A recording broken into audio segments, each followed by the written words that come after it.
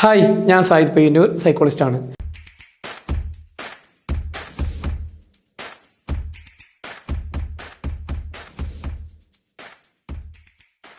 Narcissist collapse എന്താണെന്ന് കേട്ടിട്ടുണ്ടോ? ഇന്ന് അതിനെപ്പറ്റിയാണ് പറയാൻ പോകുന്നത്. പ്രത്യേകിച്ച് നാർസിസ്റ്റ് എന്താണെന്നും അവരുടെ പ്രവൃത്തികളെപ്പറ്റിയും അവരോട് തന്നെ പറഞ്ഞു കൊടുക്കുകയും അവരെ മൊത്തത്തിൽ പൊളിച്ചടക്കുന്ന ഒരു ഘട്ടമാണ് നാർസിസ്റ്റ് കൊളാപ്സ്. യഥാർത്ഥത്തിൽ നാർസിസ്റ്റ് കൊളാപ്സ് എന്ന് പറയുന്നത് വളരെ പ്രയാസമുള്ളൊരു കാര്യമാണ്.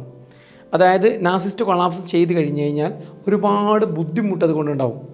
പ്രധാനപ്പെട്ട ഒരു കാര്യം നിങ്ങൾ മനസ്സിലാക്കേണ്ടത്, നാർസിസ്റ്റ് എന്ന വ്യക്തി മുഖം മൂടി അണിഞ്ഞ് മുന്നോട്ട് പോകുന്ന ആൾക്കാരാണ്.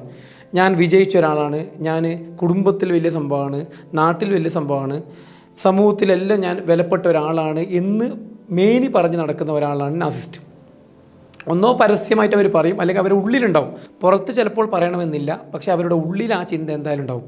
അങ്ങനെയുള്ള ഒരാളെ നിങ്ങളൊന്നുമല്ല എന്നും നിങ്ങളുടെ ഭാഗത്ത് ഇന്ന മിസ്റ്റേക്ക് ഉണ്ട് എന്ന് പറഞ്ഞു കഴിഞ്ഞാൽ അയാൾക്ക് ഉൾക്കൊള്ളാൻ സാധിക്കുമോ? അപ്പോൾ അയാൾക്ക് ഉൾക്കൊള്ളാൻ സാധിക്കില്ല. പ്രത്യേകിച്ച് ഇതിൽ രസമെന്ന് പറയുന്നത്, പല ആൾക്കാരും നമ്മോട് വന്നിട്ട് പറയും, വിക്റ്റിമായ ആൾക്കാർ അല്ലെങ്കിൽ നാർസിസ്റ്റിനെ കൊണ്ട് ബുദ്ധിമുട്ടാവുന്ന ആൾക്കാർ വന്നിട്ട് പറയും, നിങ്ങൾ ആ വ്യക്തിയുടെ തെറ്റ് പറഞ്ഞ് ബോധ്യപ്പെടുത്തണമെന്ന്. നമ്മൾ മനസ്സിലാക്കേണ്ട ഒരു കാര്യം, ഇവർക്ക് പലപ്പോഴും ഇവർ ചെയ്യുന്ന തോന്നിയാസത്തിനെ പറ്റി ഒരു ഐഡിയ ഉണ്ടാവും. എന്നാൽ ഇവർ അതിനെ ന്യായീകരിക്കും അല്ലെങ്കിൽ പ്രൊട്ടക്റ്റ് ചെയ്യും. എന്തുകൊണ്ടത് ചെയ്യുന്നു? കാരണം ഇവർ ജീവിക്കുന്നതിന് ഒരു കള്ളത്തരത്തിലൂടെയാണ്. ഈ കള്ളത്തരം പൊളിഞ്ഞു കഴിഞ്ഞാൽ ഇവരില്ല. മനസ്സിലാക്കേണ്ട ഒരു കാര്യമാണ്. അതായത് നാർസിസ്റ്റായ ഒരു വ്യക്തിയുടെ മാസ്ക് പുറത്ത് കളഞ്ഞു കഴിഞ്ഞാൽ അയാളുടെ ഉള്ളിൽ വെറും പൊള്ളയായിരിക്കും, ഒന്നും ഉണ്ടാവില്ല. അതോടെ അവർ തകരും. ഇയാൾ ഇതുവരെ അല്ലെങ്കിൽ ഈ വ്യക്തി ഇത്രയും കാലം കൊണ്ട് മെയിൻറ്റെയിൻ ചെയ്ത ഒരു കള്ള മുഖം മൂടിയുണ്ട്. ആ മുഖം മൂടി പൊളിഞ്ഞാൽ അയാൾ തന്നെ ഇല്ലാണ്ടായി എന്നർത്ഥം. അയാളെ നഷ്ടപ്പെടുത്തിയിട്ട് അയാൾ ഒരിക്കലും കുടുംബം വേണമെന്ന് ആഗ്രഹിക്കില്ല. പറഞ്ഞാൽ മനസ്സിലാകുന്നുണ്ടോ? അതായത് ആ വ്യക്തിയെ നഷ്ടപ്പെടുത്തിക്കൊണ്ട് കുടുംബം നല്ല രീതിയിൽ പോകാൻ ആഗ്രഹിക്കില്ല.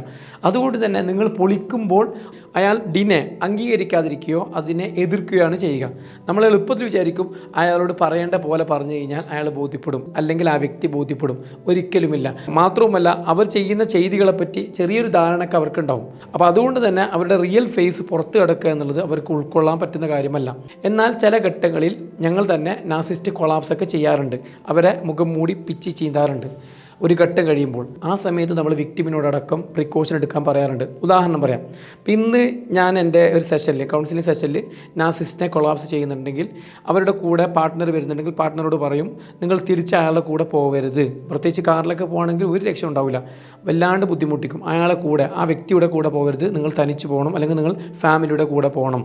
മാത്രമല്ല, അയാളോട് കുറച്ച് കമ്മ്യൂണിക്കേഷൻ നിങ്ങൾ ഗ്യാപ്പ് ഇടേണ്ടി വരും. പ്രത്യേകിച്ച് എന്താ സംഭവിക്കുക, ഒന്ന് ഇയാളെ റിയൽ ഫേസ് പുറത്തിട്ട് കഴിഞ്ഞാൽ, ഇപ്പോൾ ഞാനാണ് പുറത്തിട്ട് കഴിഞ്ഞാൽ സ്വാഭാവികമായിട്ടും അയാൾക്ക് അംഗീകരിക്കാൻ മടിയുണ്ടാവും. അപ്പോൾ അയാൾ എന്ത് ചെയ്യും? എന്നെ കുറ്റപ്പെടുത്തിയിട്ട് അയാൾ മോശക്കാരനാണ്, അയാൾ പറഞ്ഞത് ശരിയല്ല എന്ന് വരുത്തി തീർക്കും. അതോടെ അയാൾ പ്രൊട്ടക്റ്റഡ് ആവും. ഇനി അതും വിക്ടിം അംഗീകരിക്കുന്നില്ല, സൈക്കോളജിസ്റ്റ് പറഞ്ഞതൊക്കെ ശരിയാണ്, നിങ്ങൾക്കാണ് മിസ്റ്റേക്ക്, നിങ്ങളുടെ ഭാഗത്ത് ഇങ്ങനെയൊക്കെ തെറ്റുണ്ട് എന്ന് വിക്ടിം ആർഗ്യൂ ചെയ്ത് കഴിഞ്ഞാൽ ഇവർ ചിലപ്പോൾ നല്ല രീതിയിൽ പ്രതികരിക്കും. ദേഷ്യം, റേജ്, ഭയങ്കര ദേഷ്യം കാണിക്കും.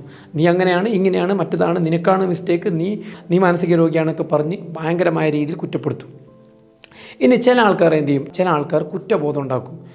എന്നെ നീ ഒരു മാനസിക രോഗിയാക്കില്ലേ, ഇനി ഞാൻ എന്തിനു ജീവിക്കണം, എല്ലാവരും മുമ്പിൽ ഞാനൊരു മോശക്കാരനായി, ഞാൻ ഇനി ആർക്ക് വേണ്ടി ജീവിക്കണം എന്നൊക്കെ പറഞ്ഞ് ഇങ്ങനെ കുറ്റബോധം ഉണ്ടാക്കും. ഇതൊക്കെ ആർക്ക് സഹിക്കാൻ പറ്റില്ല, വിക്ടിമിന് താങ്ങാൻ പറ്റില്ല. കാരണം വിക്ടിമിനെ ഒരു പ്രഷർ കുക്കറിലിട്ട് വേവിക്കുന്ന പോലെ പ്രഷറിട്ട് ആകെ പ്രാന്താക്കും. അതുകൊണ്ടാണ് നമ്മൾ എപ്പോഴും പറയുന്നത്, ഒരു കൊളാപ്സ് നടന്നു കഴിഞ്ഞാൽ കുറച്ച് അകലം പാലിച്ചേ തീരും. അപ്പോൾ കൊളാപ്സ് അംഗീകരിക്കുമെന്ന് നിങ്ങൾ പ്രതീക്ഷിക്കുകയാണെങ്കിൽ അത് വെറും മണ്ടത്തരമാണ്. അപ്പോൾ ചുരുക്കി പറയാം, നാർസിസ്റ്റ് കൊളാപ്സ് എന്ന് പറയുന്നത് നാർസിസ്റ്റ് എന്താണെന്ന് ആ വ്യക്തിയെ ബോധ്യപ്പെടുത്തുകയും അയാൾക്ക് ഇന്ന പ്രശ്നങ്ങളുണ്ട് എന്ന് ഫാക്റ്റും സൈക്കോളജിക്കൽ തിയറും വെച്ച് പറഞ്ഞു കൊടുക്കുന്ന ഒരു സാഹചര്യമാണ്. അപ്പോൾ അതിനെ എല്ലാവരും ആക്സെപ്റ്റ് ചെയ്യുമെന്ന് വിചാരിക്കരുത്. ഇനി ഇതിൻ്റെ മറ്റൊരു കാര്യം കൂടി പറയാം. ചില ആൾക്കാർ ആക്സെപ്റ്റ് ചെയ്തതുപോലെ നടിക്കും, ശരിയാണ് സാറ് പറഞ്ഞ എല്ലാ കംപ്ലയിൻറ്റും എനിക്കുണ്ട് എന്ന്. പക്ഷേ അത് താൽക്കാലികമായിട്ടുള്ള ഒരു മഞ്ഞുരുകൽ മാത്രമാണ്. കുറച്ച് കഴിഞ്ഞാൽ അയാൾ നമുക്കെതിരെ ഇതേ അടവ് ഉപയോഗിക്കും. ഞാൻ അന്ന് സമ്മതിച്ചു കൊടുത്തേ ഉള്ളൂ, വെറുതെ പ്രശ്നം ഉണ്ടാക്കേണ്ടത് വിചാരിച്ചിട്ട്, എനിക്കല്ല പ്രശ്നം, ആ സൈക്കോളജിസ്റ്റിനാണ് പ്രശ്നം, അല്ലെങ്കിൽ നിങ്ങൾക്കാണ് പ്രശ്നം എന്ന് പറഞ്ഞിട്ട് വീണ്ടും ഇതേപോലെ തന്നെ എല്ലാ പരിപാടികളും ആദ്യം തന്നെ തുടങ്ങും. അപ്പോൾ ചുരുക്കി പറഞ്ഞു കഴിഞ്ഞാൽ നാർസിസ്റ്റ് കൊളാപ്സ് എന്ന് പറയുന്നത് കേൾക്കാൻ എളുപ്പവും എന്നാൽ ഇടപെടുന്ന ആൾക്കാർക്ക് ഏറ്റവും ബുദ്ധിമുട്ടുള്ളൊരു കാര്യമാണ്. പ്രത്യേകിച്ച് ഒരു സൈക്കോളജിസ്റ്റ് നാസിസ്റ്റ് കൊളാപ്സ് ചെയ്ത് കഴിഞ്ഞാൽ സ്മിയർ ക്യാമ്പയിൻ, അപവാദ പ്രചരണം നേരിടേണ്ടി വരും, ഭീഷണി നേരിടേണ്ടി വരും, മറ്റു ബുദ്ധിമുട്ടുകളൊക്കെ നേരിടേണ്ടി വരും. അതേപോലെ ആരും വിക്ടിം അടക്കമുള്ള ആൾക്കാരും വിക്ടിമിൻ്റെ കുടുംബവും ഇതേ ബുദ്ധിമുട്ട് നേരിടേണ്ടി വരും. അപ്പോൾ നാസിസ്റ്റ് കൊളാപ്സ് നമ്മൾ എപ്പോഴും ചെയ്യാറില്ല, നമ്മൾ നിവൃത്തികേട് കൊണ്ട് അവസാന ഘട്ടത്തിൽ മാത്രമേ ചെയ്യാറുള്ളൂ. അപ്പോൾ കോടതിയിലേക്ക് എത്തുന്ന ഒരു സാഹചര്യമാണെങ്കിൽ അപ്പോഴും നമ്മൾ ചെയ്യാറുണ്ട്. ശരിക്കും ശ്രദ്ധിക്കുക, ഇത് ഞാൻ വിക്ടിമിന് ഒരു മുന്നറിയിപ്പ് നൽകുകയാണ്. പല വിക്ടിമും കുടുങ്ങിയൊരു കുടുങ്ങൽ എന്ന് പറഞ്ഞാൽ അവരാദ്യം തന്നെ നിങ്ങൾ നാസിസ്റ്റാണ്, നിങ്ങൾക്ക് ഇങ്ങനെ ലക്ഷണമുണ്ട്, നിങ്ങൾ ചികിത്സിക്കണം, നിങ്ങൾ ട്രീറ്റ് ചെയ്യണം എന്ന് പറഞ്ഞ് നല്ല ഉദ്ദേശത്തിൽ പറഞ്ഞു കൊടുക്കും. അങ്ങനെ നല്ല ഉദ്ദേശത്തിൽ പറഞ്ഞു കൊടുത്തവരൊക്കെ കുടുങ്ങിയ ചരിത്രം മാത്രമേ ഉള്ളൂ. അതുകൊണ്ട് നിങ്ങൾ എന്ത് ചെയ്യരുത്, കൊളാപ്സോ അവരോട് അവരുടെ പ്രശ്നങ്ങൾ ഡയറക്റ്റ് പറയുന്ന അവസ്ഥ ഉണ്ടാവരുത്. അത് ഉൾക്കൊള്ളാനുള്ള കഴിവോ ക്ഷമയോ ബുദ്ധിയോ അവർക്കില്ല എന്ന് പറയാം. ബുദ്ധി എന്ന് പറയുന്നത് അത് ഉൾക്കൊള്ളാനൊരു ബുദ്ധി വേണ്ടേ, ഓരോ കാര്യങ്ങളും ഉൾക്കൊള്ളാനൊരു ബുദ്ധി വേണ്ടേ. ഒരു എക്സാമ്പിൾ അറിയാം, ഒരു 4 വയസ്സുള്ള ഒരു കുട്ടിയോട് സെക്സിനെ പറ്റി പറഞ്ഞു കഴിഞ്ഞാൽ ആ കുട്ടിക്ക് അത് ഉൾക്കൊള്ളാൻ പറ്റുമോ? അപ്പോൾ ഓരോരുത്തർക്കും ഉൾക്കൊള്ളാൻ പറ്റുന്ന ഒരു ശൈലിയും ഒരു രീതിയുണ്ട്. ഇവർ ഓൾറെഡി ഇൻസൈറ്റ് ബോധ്യമില്ലാത്ത ആൾക്കാരാണ്. ഈ ബോധ്യമില്ലാത്ത ആൾക്കാരോട് അവരുടെ തെറ്റ് പറഞ്ഞു കൊടുക്കുമ്പോൾ വളരെ തന്ത്രപരമായിട്ട് എവിഡൻസോടുകൂടി ടാക്റ്റിക്കലായിട്ട് ഇടപെടേണ്ടി വരും. അപ്പോൾ അതുകൊണ്ട് തന്നെ നിങ്ങൾ അത്തരം കാര്യങ്ങൾ ചെയ്യുമ്പോൾ ശ്രദ്ധിച്ച് മാത്രം ചെയ്യണമെന്ന് അഭ്യർത്ഥിച്ച് നിർത്തുന്നു.